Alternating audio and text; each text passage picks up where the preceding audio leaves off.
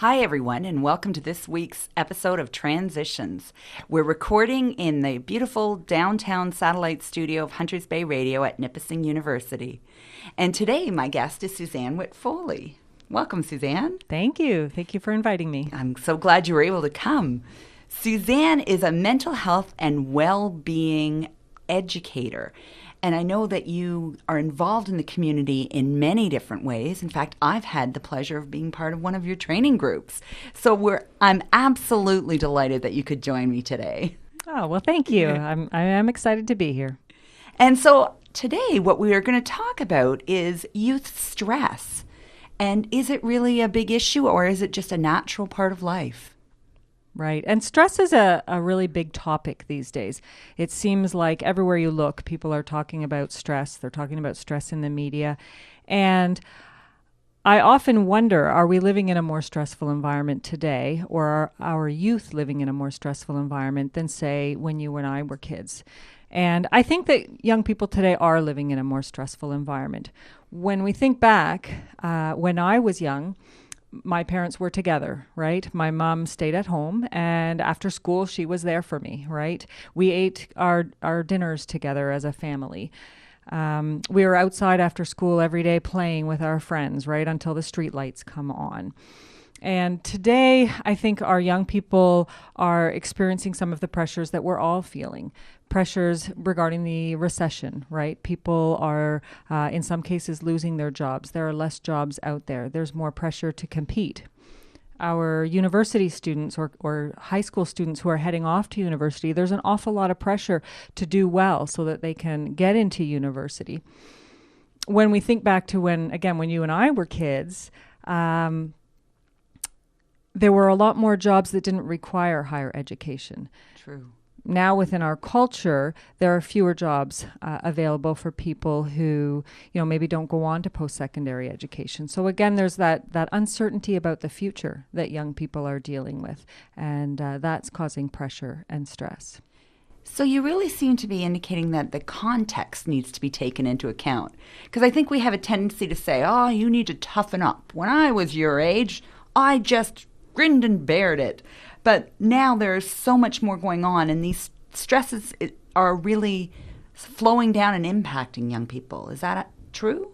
Absolutely. And when you talk about the stresses flowing down and impacting, also to consider that a lot of parents are experiencing more stress today, right? There's the stress of bills and finances, relationships, violence, stresses around work and unemployment. And what we do know is that the stress that, say, parents are experiencing also fills the backpack of stress on their youth, on their children.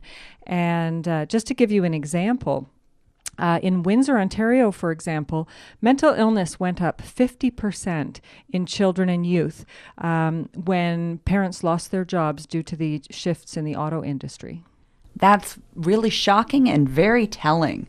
So something that we wouldn't immediately think would impact youth necessarily, or young people, has an enormous impact on the way in which they're able to cope. So they're not in a bubble. They're affected by these issues that are affecting their parents. Yeah, absolutely. And one of the things that we know is that according to the Ontario Student Drug Use and Health Survey, which is a survey conducted by the Centre for Addiction and Mental Health here in Ontario every 2 years, we know that 26% of our Ontario students are in high school are reporting psychological distress in their school lives. And so basically they're reporting higher anxiety and symptoms of depression. And incidentally, girls are experiencing double the stress or distress than boys are. So that's a really important point. So this is actually been studied and measured, and we're coming out with quantitative data saying that this isn't just parents overreacting or young people exaggerating their levels of stress. This has been looked into carefully. Yes, absolutely. And studies show that 20 years ago, for example, youth had the lowest stress levels of the various sectors of our population. In fact, 20 years ago, seniors experienced the highest levels of stress or distress. We now know today that it is our youth who are experiencing the highest levels of stress. And so then one thing that comes to mind is stress always bad? Is it unilaterally a negative, or does it serve any purpose? Right. Good question.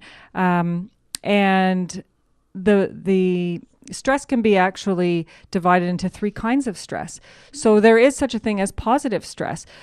Everyone experiences some level of stress in his or her life, and some stress is good. That's why we survived all these years. The Harvard University Center for a Developing Child actually breaks stress into three kinds of stress. So the first kind is positive stress, and those are the kinds of stressors that might increase our motivation or persistence or help us with problem solving. And then the next level of stress is what they have termed tolerable stress, which can be serious temporary stress responses. However, they can be buffered if there is a supportive relationship or supportive adult present to help mitigate that stress. So things like perhaps if a family is moving, or maybe a divorce, or a young person experiencing the loss of a relationship. If there are supportive, nurturing relationships in place, that can buffer some of that tolerable stress until it's gone. And then the third kind of stress that we need to be concerned about is what we're calling toxic stress. And toxic stress is the prolonged activation of stress response systems, and usually with an absence of supportive relationships. So if you can think of all of those stressors that we talked about that youth are experiencing, and I know when I've worked with young people and spoken to groups of young people, they can come up with a list a mile long of the kinds of stressors that they're experiencing, right? And so when we're constantly bombarded and our stress response system is constantly being turned on, that's what we're calling toxic stress. So are there some strategies in terms of how young people can manage the stress that is to some extent inevitable? But are there some things that they could keep in mind, or that others can do, or can we plan to help them cope with these high levels of stress? Absolutely. And we'll talk about that in a moment, if you'll bear with me for a second. I wanted to just dive a little bit into the question of, why does stress impact our health? Why is it impacting our mental health? Why is it even impacting our physical health? And in order to understand that, we need to look back to how we lived for, say, 150,000 years as hunter-gatherers. And our stress response system, or our fight or flight system, is our survival mechanism.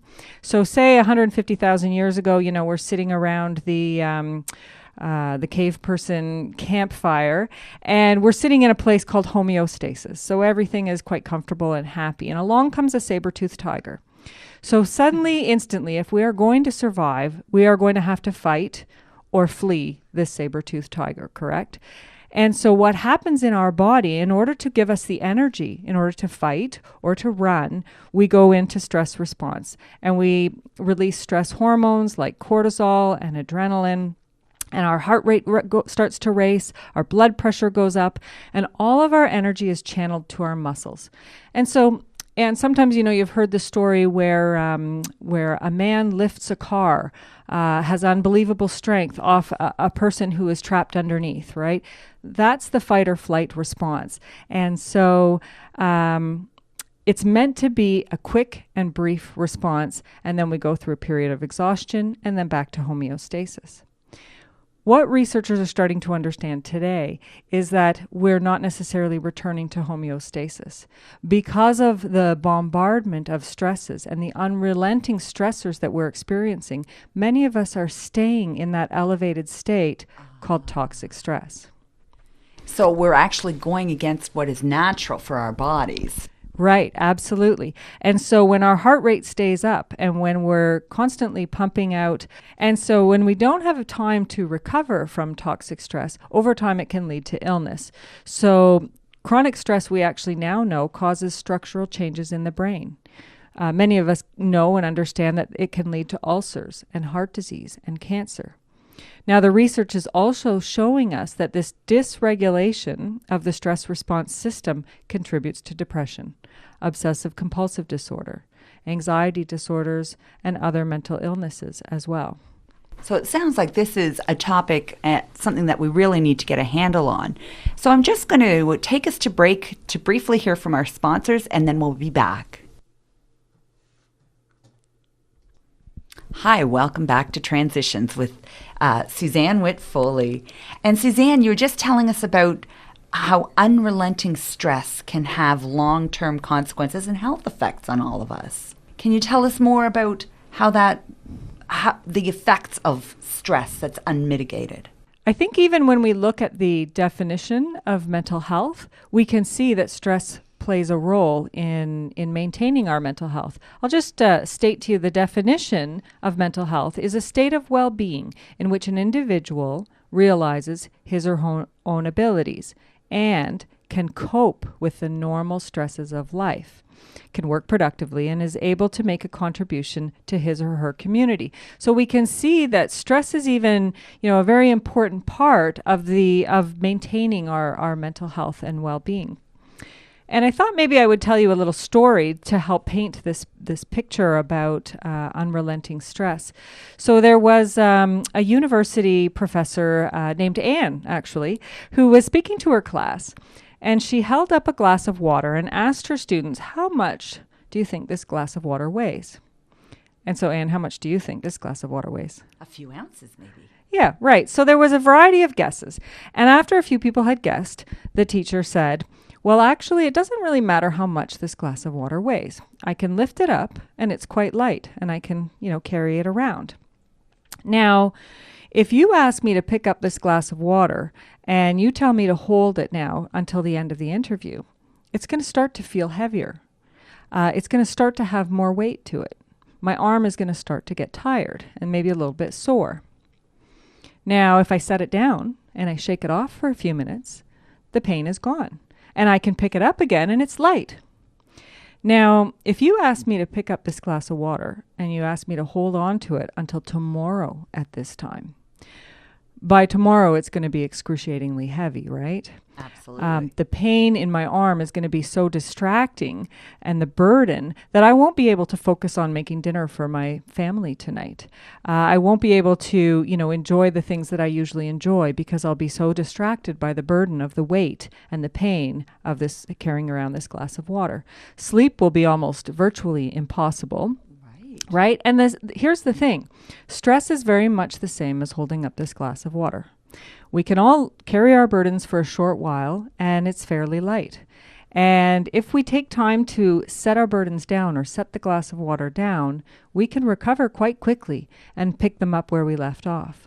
But if we're carrying around chronic and unrelenting stress, which is like carrying that glass of water for 24 hours every day, we're going to become distracted by the pain and the burden of that stress. And eventually we're going to start to break down.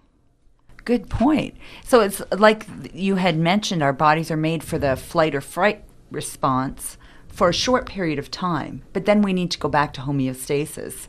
So just like holding your glass of water, we're not enjoying that, we're not getting the benefits of that homeostasis if we're constantly in that tense or anxious or stressed state. Exactly. And so that has long-term consequences. Right. And what you had asked me earlier, so, what do we do about it? We need to find ways to either minimize some of the stressors that we're experiencing, take some of those burdens away, or learn better ways of coping and managing with the stress that we're experiencing.